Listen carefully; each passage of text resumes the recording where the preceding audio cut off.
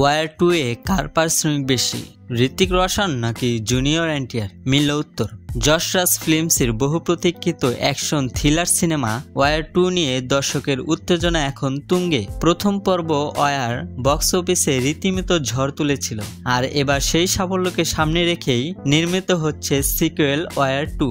এই ছবির অন্যতম বড় আকর্ষণ, একসঙ্গে পর্দা কাঁপাতে আসছেন দুই সুপারস্টার বলিউডের ঋত্বিক রোশন ও দক্ষিণী সিনেমার আইকন জুনিয়র এনটিআর। কবির চরিত্রে ঋত্বিক আগেই দর্শকের মন জয় করেছেন, এবার তার বিপরীতে থাকছেন জুনিয়র এনটিআর।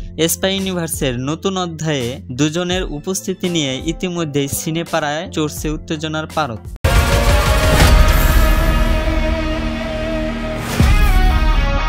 তবে প্রশ্ন উঠেছে, কে পাচ্ছেন বেশি পারিশ্রমিক? সিনেপাড়ার আনন্দমহলের খবর অনুযায়ী ওয়ার 2 ছবির জন্য ঋত্বিক রোশন নিচ্ছেন প্রায় 80 কোটি টাকা পারিশ্রমিক। অন্যদিকে জুনিয়র এনটিআর পাচ্ছেন আনুমানিক 60 কোটি টাকা। যদিও এনটিআর এই স্পাই ইউনিভার্সের নতুন মুখ, তবু তার চরিত্রটি যাতে ঋত্বিকের সমান গুরুত্বপূর্ণ হয় সেদিকটিও পরিচালকেরা মাথায় রেখেছেন।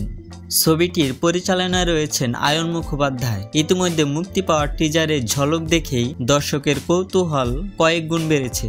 ছবিতে কিয়ারা অ্যাডবানির লুক নিয়েও সোশ্যাল মিডিয়ায় চলছে বিস্তর আলোচনা। সম্ভাব্য সিনেমাটির মুক্তির তারিখ 2025 সালের শেষ দিকে। তখনই বোঝা যাবে ওয়ার 2 তার প্রথম পর্বের মতোই বক্স অফিসে ঝড় তুলতে পারে কিনা।